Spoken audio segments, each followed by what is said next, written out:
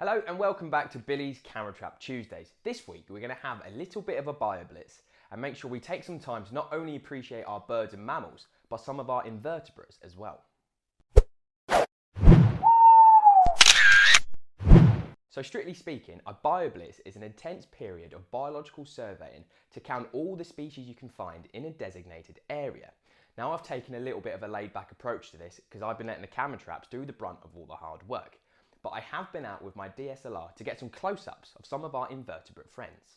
Before we get on to the smaller things, I just want to share some of the deer action that I've been recording on the cameras this week, both from the badger set and at a new camera trap location.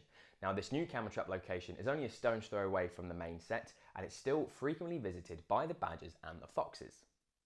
And my camera trap critter of the week has to be the roe deer. Roe are our most common native deer and the males have relatively short antlers, typically with 3 points, and a male roe is called a buck and the female is known as a doe. And it won't be long until it's the mating season, which takes place in July and August.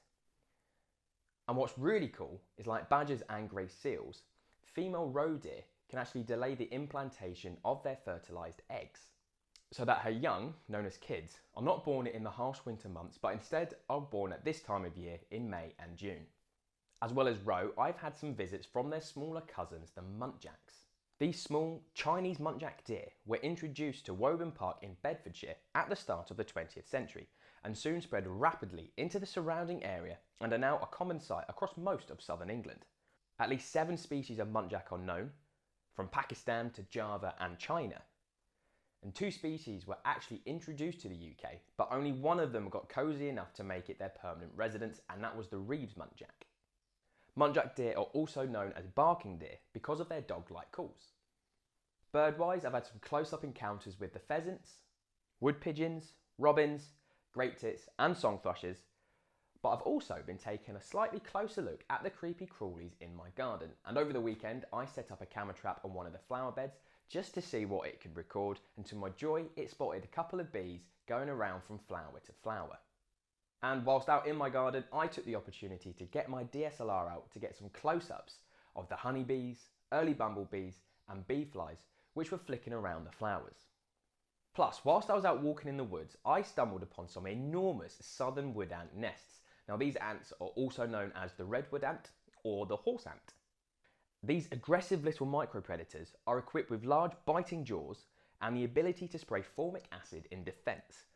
They feed on a wide variety of invertebrates and they can build large nests out of soil, twigs, leaves and pine needles.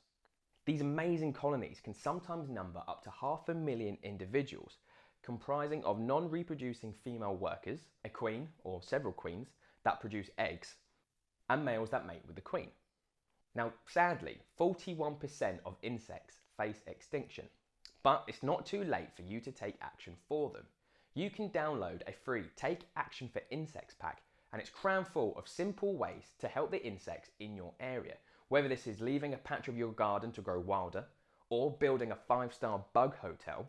And head on over to www.wildlifetrust.org/take-action-insects for more information.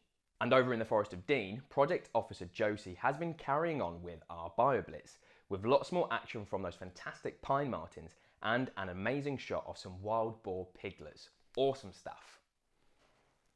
Okay, before I wrap up, it's time to reveal our judges for the camera trap giveaway, and I'm very excited to announce that on our judging panel we have the amazing award-winning filmmaker Nina Constable, who has recently been producing the fantastic series Wild World Doorstep Discoveries. We have our very own Gloucestershire Wildlife Trust Pine Marten Reintroduction Project Officer Josie Bridges, plus our third judge is the extremely lovely BBC Springwatch presenter Gillian Burke. So please, please, please keep sending us in your clips of interesting, your unusual animal behaviour for the camera trap giveaway to marketing@gloucestershireWildlifetrust.co.uk. Title your email with your name and camera trap giveaway, and also provide us with a short description of what's going on in your clip. That's all from me.